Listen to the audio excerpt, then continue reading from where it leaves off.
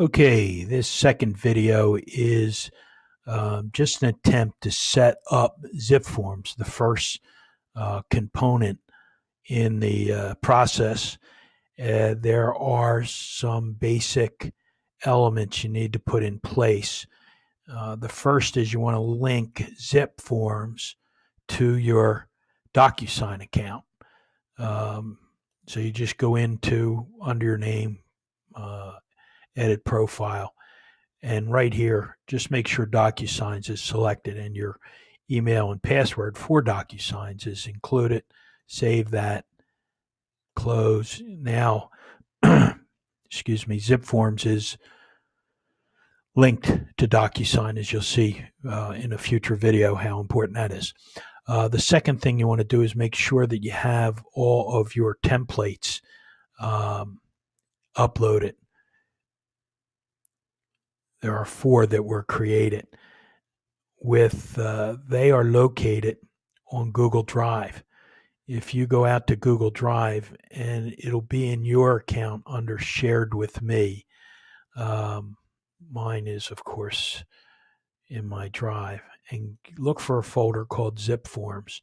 There are the 4 templates that you can utilize in Zipforms to speed up the process. They are simply download those to your desktop.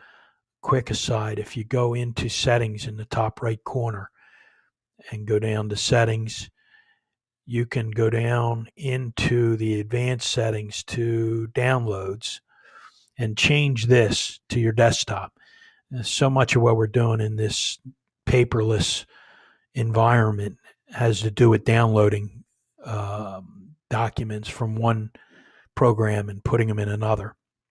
To facilitate that, if you go and click on desktop, every time you download something, it'll go to your desktop. Okay, back to the program. So you're going to right click and download these 4 items. Right click.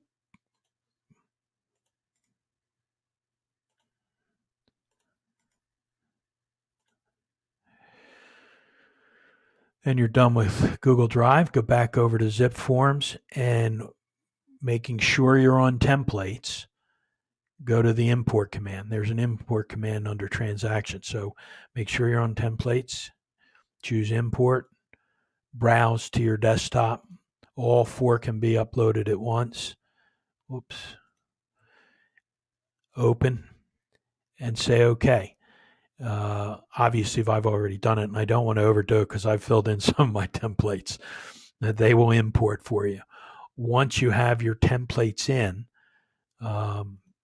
you're going to go into each template, which is simply a group of forms necessary to do a purchase in OC or anywheres.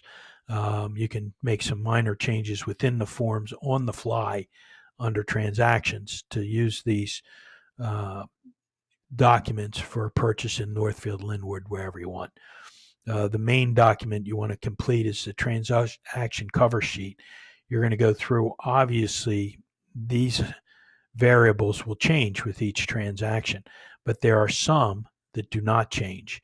And so if you're in a purchase, you're going to be the agent, and so you can fill in all the selling broker information. This will obviously change, this will change, so on and so forth. The idea is to complete, always save and go back. The idea is to complete as many fields as you can. Some will be auto-populated because that's the purpose of the transaction cover sheet. It's not perfect. 85% of the fields in the transaction cover sheet will auto-populate into these different forms. So that's a time saver when we get to do transactions using these templates.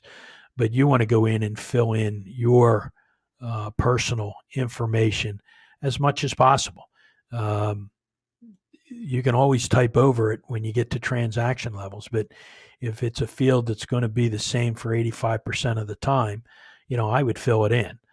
For example, in the contract for sale, it's typically a buyer, not a seller. If you end up with a dual agency, you can change it on the fly. This information is not going to change. I prefer to have in information such as city and county, and usually it's 14 days from final acceptance now under the new contract where the first payment isn't due for 7 days.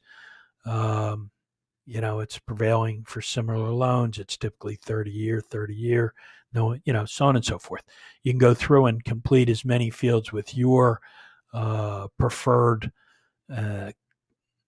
input and save them and get out and go through and do that in each of these forms and go into each template and do all the forms in there. That is the next step in the process. Try to complete that before you go on.